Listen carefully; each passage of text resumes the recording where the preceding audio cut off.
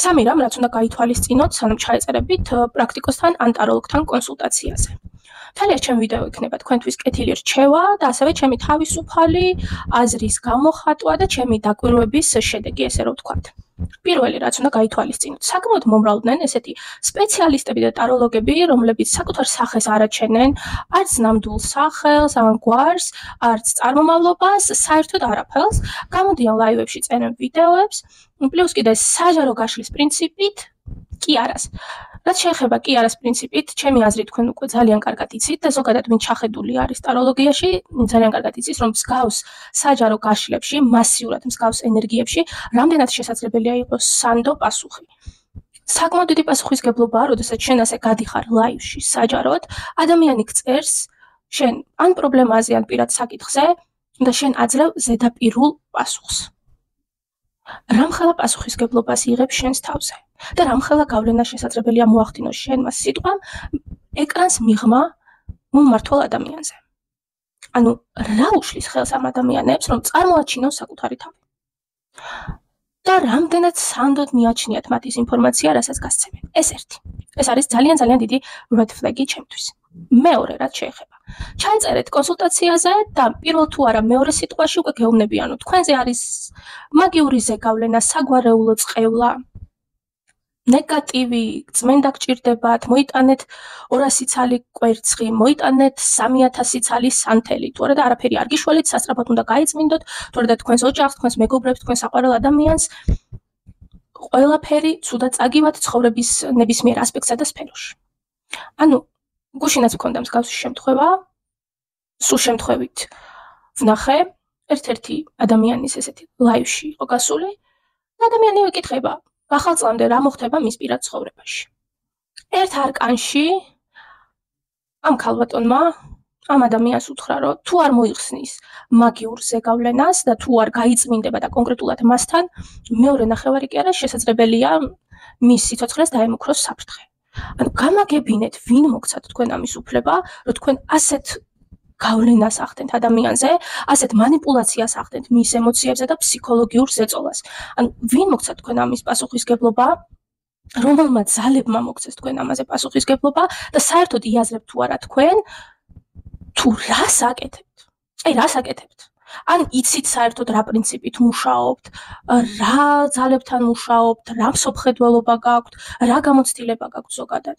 ანუ პირველ რიგში დაფიქრდით იმაზე, თუ რამხელა პასუხისგებლობას იღებთ თქვენ, იქნება ეს ტაროს ინსტრუმენტის გამოყენება, იქნება ეს რუნები, იქნება ეს პროგრამული სანთლები, იქნება ეს კრისტალები, თუ ელემენტარულად სურნელოვანი ჩხირები.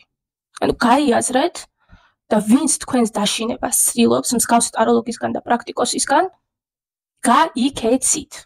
მე არ ვამბობ, არსებობს გარკვეული ესეთი შემთხვევები და მეც მქონია პრაქტიკაში, რომ დიაგნოსტიკის შემდეგ ადამიანზე რა თქმა უნდა ყოფილა მაგიური ზეგავლენა, საგვარეულო წყევლაც და ასე შემდეგ.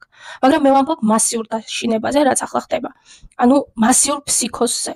ძალიან ბევრი კარგი პრაქტიკოსი და ტაროლოგი გვყავს ჩვენ საქართველოში, ვისაც მე ძალიან დიდ პატივს ვცემ, მაგრამ არიან ძალიან ბევრი აფერისტები და შარლატანები, რომლებიც იბუსტავენ პირად ეგოს და რაღაც ფინანსური სარგებლის გამო ცდილობენ დააშინონ ისედაც დღევანდელი სიტუაციებიდან გამომდინარე კარგად ვიცით, ანუ საზოგადოებაში რა ხდება ახლა და ადამიანები როგორ მენტალურ მდგომარეობაში არიან, ისედაც რამდენ რამეს ვებძვრით ქართველები. კონკრეტულად ახლა ჩვენზე მაქვს და ჩვენ ხალხზე საუბარი, ამიტომ ვამბობ ამას.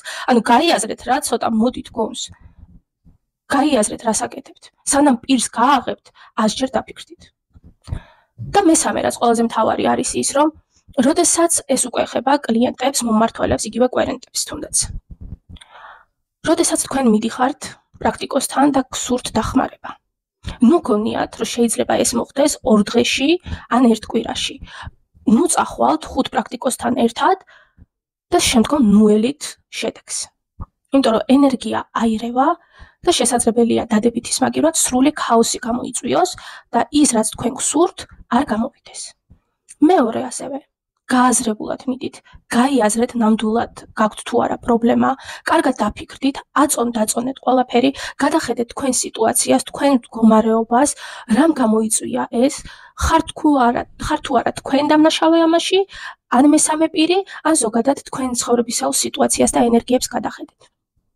ასევე, ნუ გექნებათ მხოლოდ იმედი, თუნდაც პროგრამული სანთლების, თილისმების და რიტუალების, თუ თავად თქვენ არ იქნებით ჩართული ამ საქმეში. თუ ვინმე გეუბნებათ თქვენ, რომ თქვენი ჩართულობა საერთოდ არ არის საჭირო, აი, მე მოყიდი.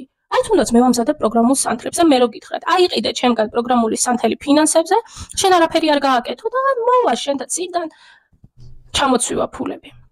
ეს არის სრული აბსურდი და სისულელე. პროგრამული სანთლები გეხმარებათ თქვენ გახსნათ გზები და მოიზიდოთ საჭირო ენერგია, მაგრამ ყველაფერი არის 50-50-ზე. თუ თქვენ გააზრებულად არიზამთ ამას, თუ თქვენი ჩართულობა არ იქნება და სრული მზადყოფნა შინაგანად, გონებრივად, მენტალურად, თუ თქვენ თავად მერე არ იმოქმედებთ, რათა შეცვალოთ თქვენი ცხოვრება, თქვენი მსოფლმხედველობა, თქვენი აზრები სასიკეთოდ, თქვენ და სასიკეთოდ და თქვენ ზირგლობ სასიკეთოდ, ჩათვალეთ, რომ ასე ენერგიები ვერ იმუშავებენ. ამიტომაც ჩემი თხოვნა იქნება, გაიაზრეთ თქვენ თავად, აიღეთ პასუხისგებლობა როგორც პრაქტიკოსები